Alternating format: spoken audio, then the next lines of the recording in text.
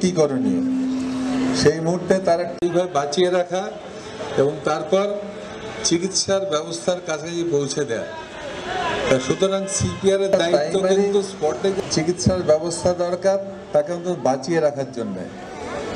এই যে অজ্ঞান হয়ে পড়ে গেলেন, হয়তো দেখা গেল কোনো জটিল অসুখ হয়েছে অথবা সামান্য অসুখ হয়েছে। আপনাদের বলে রাখি, যদি কেউ হঠাৎ পড়ে যান আপনার পাশে বা আশেপাশে, যদি দেখে বুঝতে পারেন হোঁচট খেয়ে পড়ে গেলেন এবং তিনি জীবিত আছেন বা কথা বলছেন, তাহলে একরকম। আর একটি অবস্থাতে পড়ে গেলেন, সাধারণভাবে দেখলেন যে নড়াচড়া করছে না, নিঃশ্বাস পড়ছে না, আর যারা একটু পালস দেখতে জানেন গলায় বা হাতের, তাতে দেখা গেল যে পালস পাওয়া যাচ্ছে না। আমি ডাক্তারি কথায় যাচ্ছি না, কমন ম্যান হিসেবে আপনারা যদি দেখেন কেউ পড়ে গেলেন, তাহলে মোটামুটি আপনাদের সাধারণ বিচার বুদ্ধি দিয়ে বুঝে নিতে পারবেন যে তিনি জীবিত অথবা অজ্ঞান। থাকে লেফট সাইডে হার্ট, তো পেশেন্টের লেফট দেখে নিতে হবে, লেফটে চাপ দিতে হবে, কিভাবে চাপ দেওয়া হচ্ছে দেখিয়ে দিচ্ছে। দেখো, বলতে হবে না, করে দেখাও।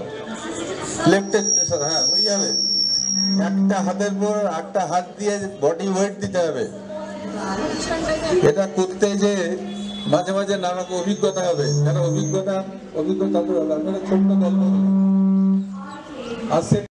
একটা হাতের ব্যাগটা দিয়ে put is whole body weight, হ্যাঁ, মিনিটে প্রায় 70-72 বার।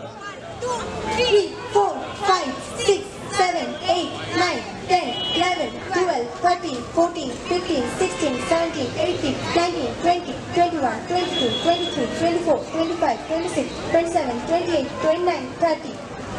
এই যে দেয়া হচ্ছে, তার সঙ্গে সঙ্গে লাঞ্চটা জ্বালাতে হবে, সেটা ফু দিতে হবে, মুখ দিয়ে। একটু আগে বললাম অ্যাটলিস্ট 1:4-5, মানে 4 বার চাপে অন্তত 1 বার মুখ দিতে হবে। এই যে দেখছেন, এটা দিয়ে, এটা আমাদের মুখ ওর মুখ ক্লোজ হতে হবে।